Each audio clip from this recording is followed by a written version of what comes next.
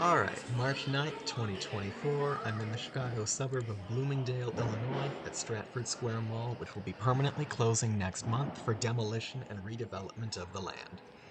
This mall opened in 1981 and is located at the corner of Gary Avenue and Schick Road. It has undergone some remodeling since it was built, as well as a partial demolition in 2019. Before I get any further into history, don't worry, we'll circle back to it.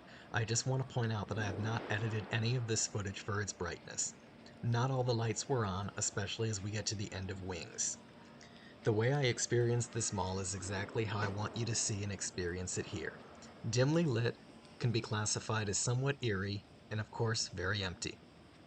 I'll go back for a second take of this mall during the daytime on its final day of operation, which will be April 21st, so appearances, although still empty, should be vastly different and of better quality because I'll have a different recording device by then. So the difference should be night and day if you would, because it's night now and it'll be day then. But yeah, okay, you already got that. That video will be a future upload, obviously.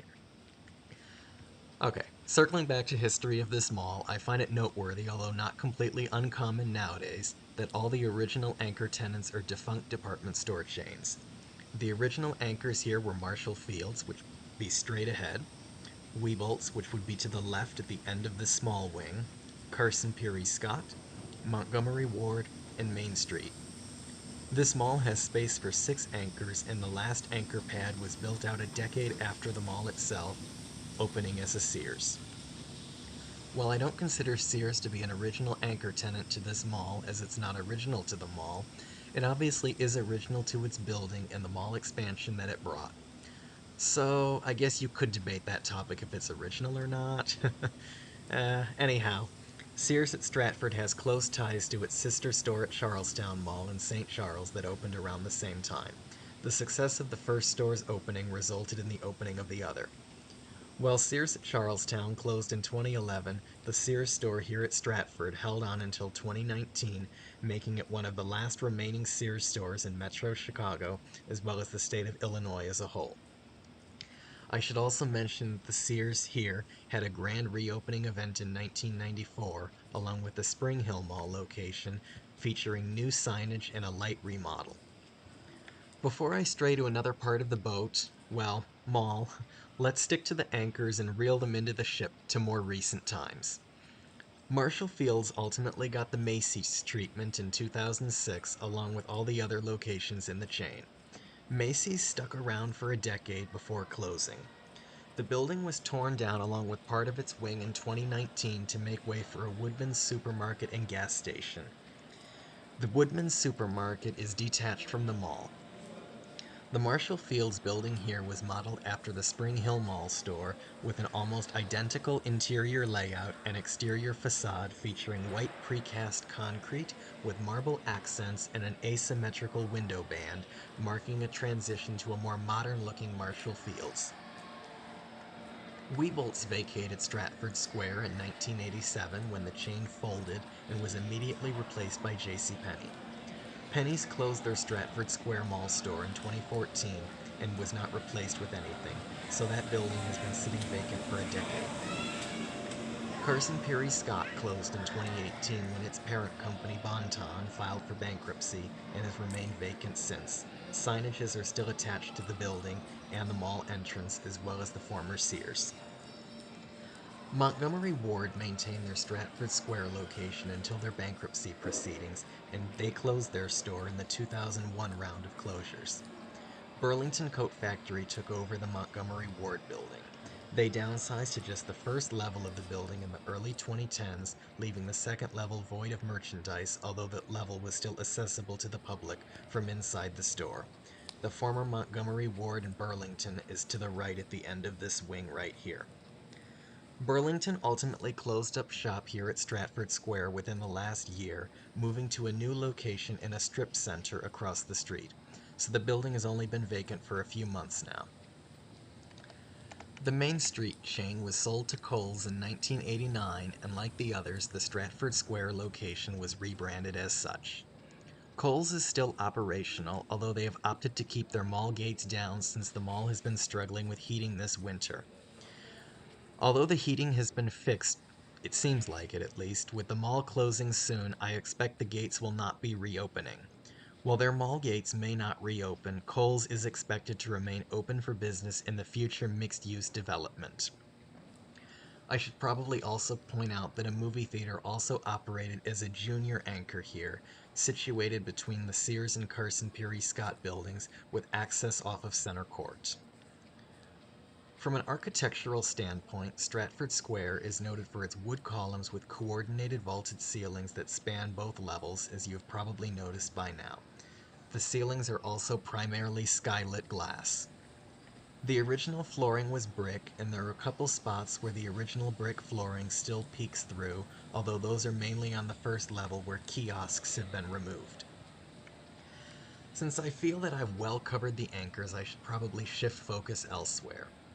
I could go more into the history of the mall itself, but since it is dim and sort of eerie, it seems to set the perfect mood for me to get into some dark facts instead. You can't see me, but I said that in air quotes. And by dark facts, I'm simply referring to the many parallels that can be drawn between Stratford Square here in Bloomingdale and Spring Hill Mall in Dundee Township. Most notable include that these two malls opened only 5 months apart from each other. Both malls followed a similar pattern of decline, ultimately reaching a climax when their final management companies failed to revitalize them, causing both malls to be purchased by the government of the towns they are in. As a result, they were scheduled for permanent closures just a month apart, and both malls are set to be demolished for mixed-use developments. Both also have Kohl's as their lone remaining department store anchor tenant. Both were built on major roads as opposed to having direct interstate access. And in the 2010s, both of these malls also saw the demolition of a department store anchor tenant and a replacement tenant that does not have direct mall access. Again, I could go deeper on how similar the two shopping centers are, but I won't, at least not in this video.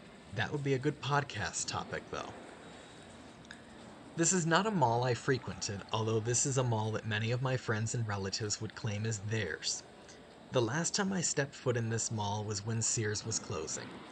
The mall was definitely empty then, but there were still a few stores to shop at. It had people in it, people were sitting in chairs, kiddie rides were being ridden. Kind of like what Spring Hill Mall was like to me in its final weeks. Now, if the Woodman's store that was built here had direct mall access, would that have been enough to save this mall? I don't think so, but it would have been a great start to reviving this gem. Again, that's probably a great podcast topic and not something I'm going to get into right now.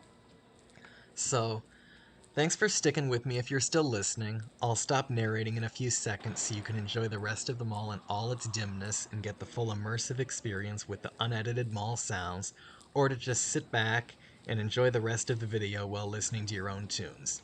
If you want moody music, I'd suggest Kenny G's Songbird, but if you prefer something more upbeat with an electronic-y rhythm that in a weird way I think complements this empty mall, I'll say Empire of the Sun's Walking on a Dream. No, I'm not paid to drop those out there, those just came to me in my head, so okay. Anyhow, I'll shut up now, so thanks for watching, keep watching, more to come.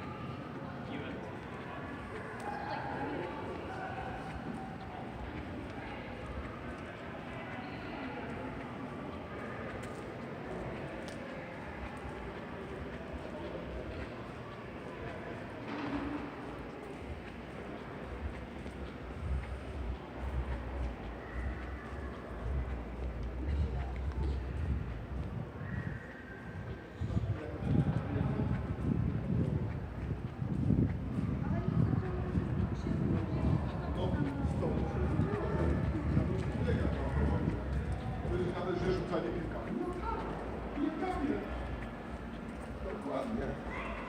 Myśleniem, no jest. Chodź, chodź, chodź, chodź, chodź, chodź, chodź, chodź, chodź, chodź.